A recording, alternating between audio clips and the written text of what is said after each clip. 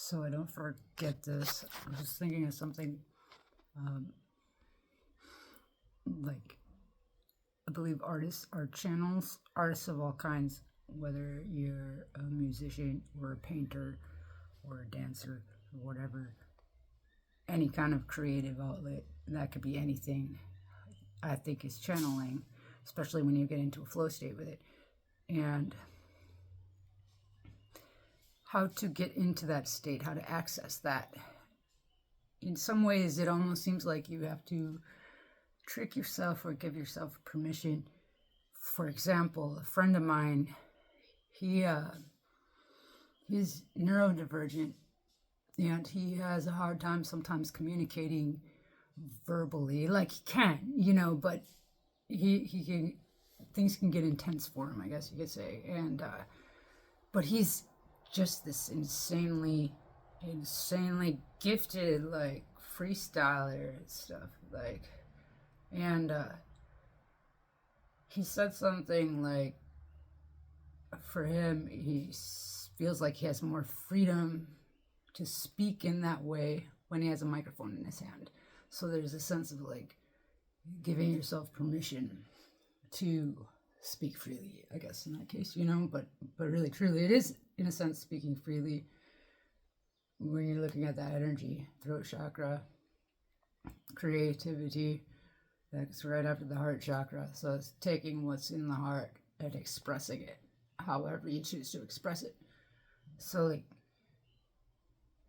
what it takes to unlock that, a lot of the times it's ritualized. You'll see that in so many different ways, but we do a ritual which creates a certain sort of emotion for us.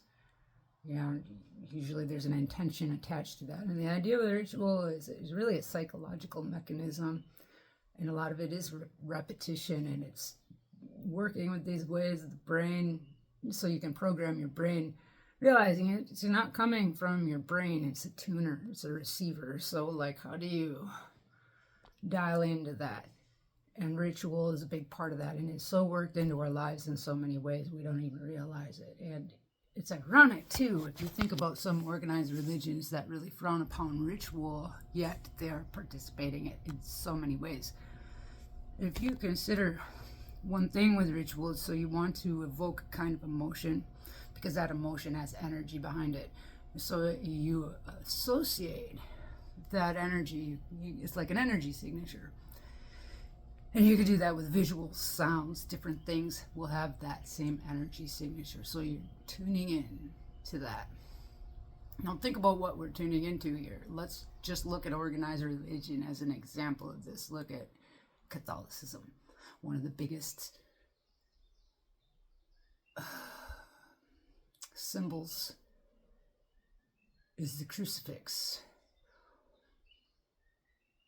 An image of a guy upon a cross, writhing in agony.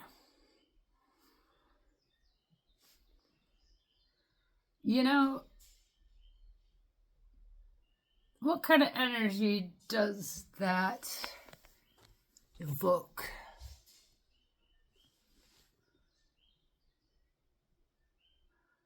It doesn't feel very love and light. And if you're following the official narrative of Jesus, it's like, why would you want to remember him like that? Why would you want to remember Jesus is, like, just fucking crucified in agony, just bleeding all over the place and dying? Some might argue that it's, the sacrifice that he made. Maybe, but, I'd wager, like, if I really wanted to believe in something beyond myself, in something big and powerful, I would be more inclined to think about, like, Jesus dancing on a wave or something. However, my views have shifted somewhat as I'm learning more about the true narrative. Let me say an additional narrative, because I don't want to generalize, but if you look at the texts, and there are people who argue that the ancient Greek texts are going to be the closest thing to the truth with regard to what was going on at the time. People then spoke Greek. There's an argument that the Hebrew that came after that, it was kind of, Hebrew has something like 8,000 words, whereas ancient Greek is like over 1 million. And so trying to argue that this language, Hebrew, which is more simplistic, doesn't have the capacity to express all the nuances in language, whereas ancient Greek text, you can look at that and go a whole lot deeper into what they actually meant. So there's the Septuagint, and that is one of the texts they pull from, along with some others. I'm still learning about this stuff, and I'm pretty new to these details of it. It's interesting because this stuff kind of came to my attention when I was already researching things along the same line, but I was like, I had seen enough kind of like stuff to be like, yeah, there's definitely probably like a drug aspect to this. And then finding this stuff really just kind of tied that together, because it starts going into the mystery schools and traditions that influenced Jesus and many other people at the time. And the things that influence those schools, such as the love of money and power, and what is sacrificed for those things. Sometimes in this case, you are looking at child trafficking and child abuse, ritualized child abuse, and much of the same stuff we're seeing today with like the P. Diddy scandal, Epstein, and all that. It really is interesting to consider that this shit looks like something that has been an ongoing issue. There was a newspaper article that came out of New Orleans from a victim who said that he was trafficked by the Catholic Church, by the clergy within the church, that he was part of a subcult within this church that basically groomed and trafficked these kids. All these stories you hear about the priests and everything, it ties into that. And then when you go and study the Greek texts, those confirm a lot of that. And it adds some, what is the word? Context to what's happening and the psychology of it. And from my understanding, and I'm still new to this, so if I'm fucking this up, please correct me. But from my understanding, these mystery schools started out as more of a goddess worship tradition. There's this concept of the feminine goddess worship, and then the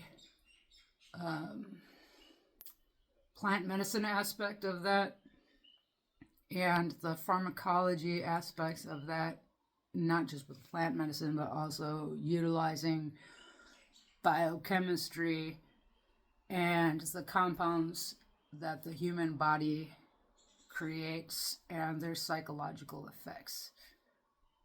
And these were known and utilized by people in the time of ancient Greece, in that area.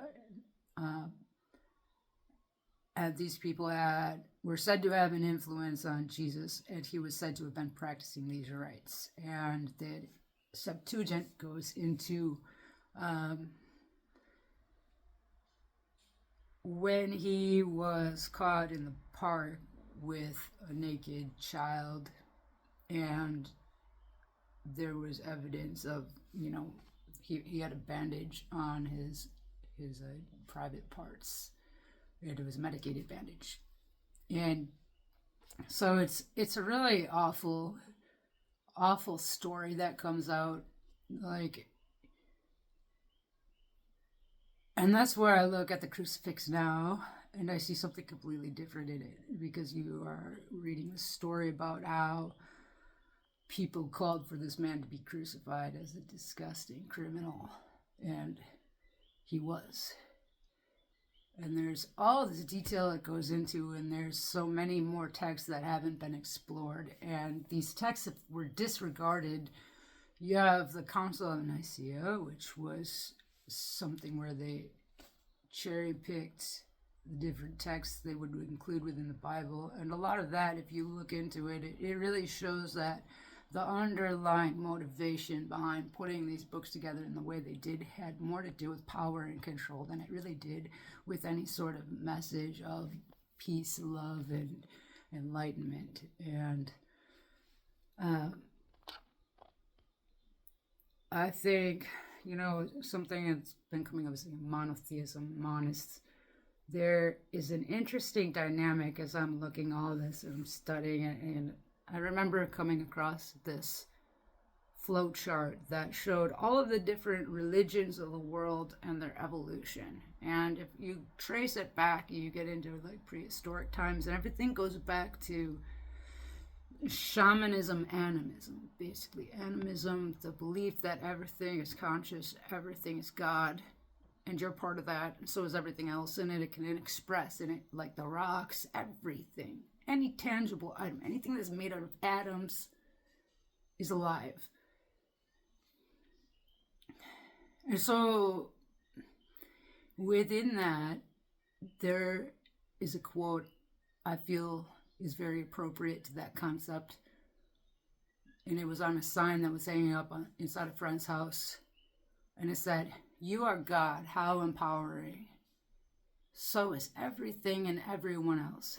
How humbling." So you have this concept of this interconnected consciousness that kind of nourishes everything and everyone, and it gives you by virtue of this infinity, it gives you your power. But the minute you put a finite label on something that is infinite, then it's not infinite anymore. You've defined it. So it goes from being a non-locality field. We can get into quantum mechanics with this. It goes from being non-locality to a point in infinity. Focus. So I think a lot of the mystics and stuff, what they're really trying to get people to do is shift their identification into who they are, from being, a point in this, which you are, and you honor that, but there's a sense of peace and strength that can come from switching your identification to more like a non-locality point of view. And most indigenous cultures had that. And if you look at this plague that is spread across the earth with, like patriarchal influences and religious influences, you see this evolutionary shift going back to that chart. So it starts with animism, and then it moves into ancestor worship. We connect with the spirit world. We connect with these consciousnesses and things like that. And at first, we see them as relatives, as part of us. And then over time, we feed them, as we honor them. And it helps them grow. But, sometimes these things can take on a life of their own, depending on what they're identified with. And we could compare that basically to deities, could be compared to just archetypes, thought forms, collective consciousness. There is a book called Reality Transurfing by a physicist named Vladimir Zeland, who is a proponent of the many worlds theory. And a lot of people in the New Age community talk about manifesting as it is supposed to be this thing where you create the reality that you want, whereas he is hypothesizing that you don't have to create that reality because it already exists within this infinite multiverse. So it's more a shifting to that reality.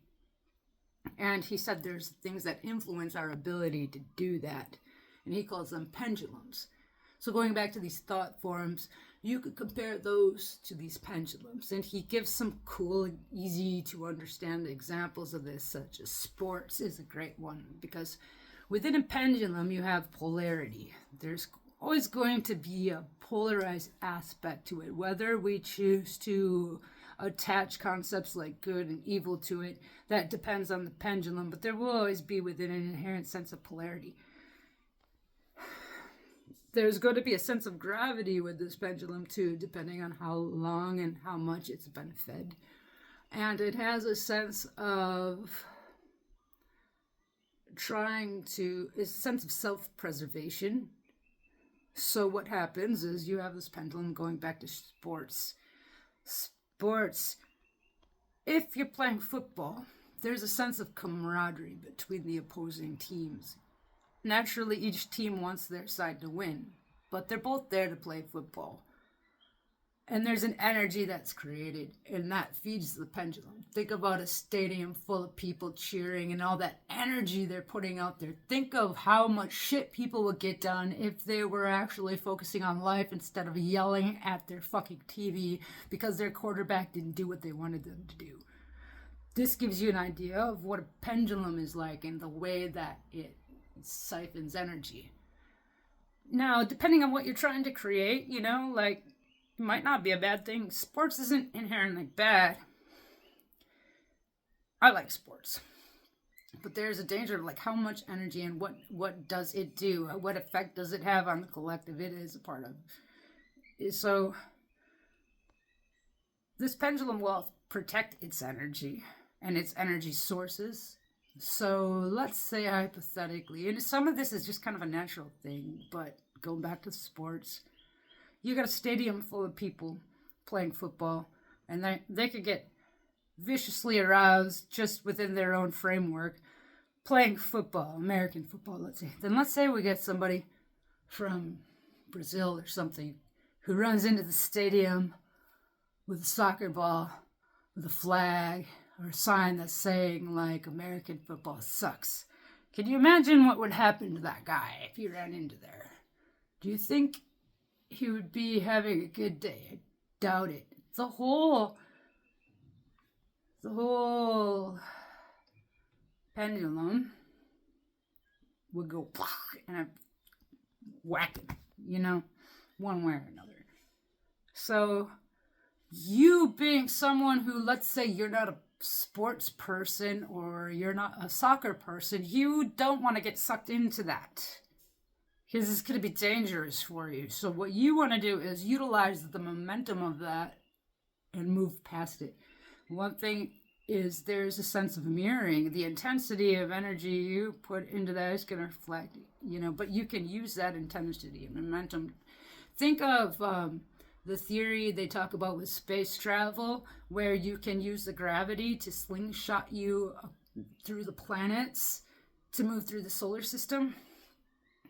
It's kind of a similar sense of energetic flow.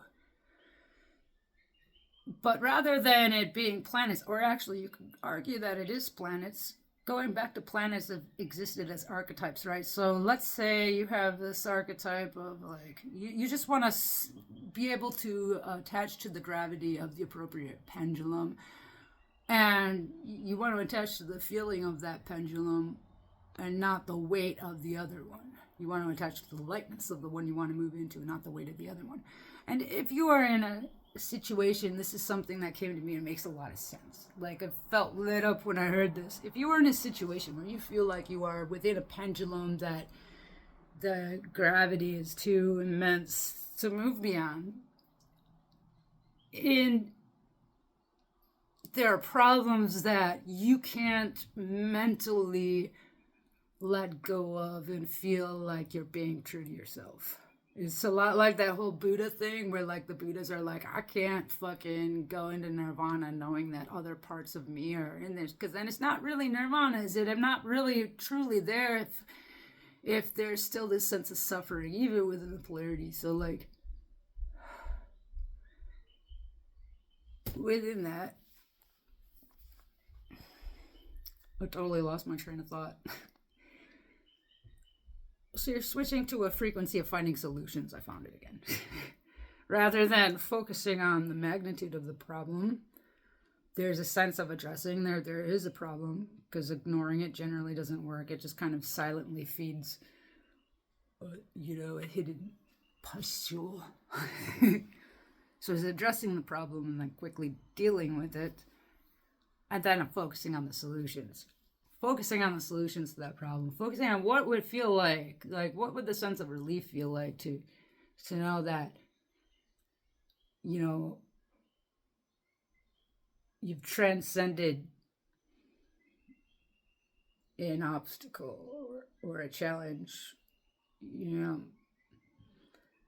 or the sense of relief when, you know, there's a sense of excitement when you get like the piece you need or the thing that helps things connect.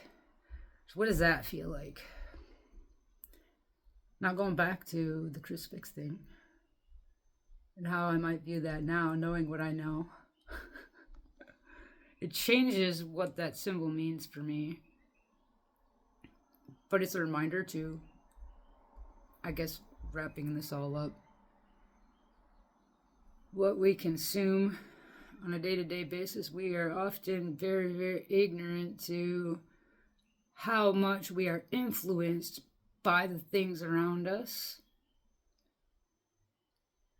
And without having any knowledge of what that looks like, any knowledge of yourself and how you are influenced by things, it's just getting stuck in the same pendulum pattern, back and forth. You never transcend it. So maybe that, you know, there's that whole thing with the spiral, you know, instead. I don't know. I just felt like I needed to say all that, and I think I'm good now. Yeah, okay.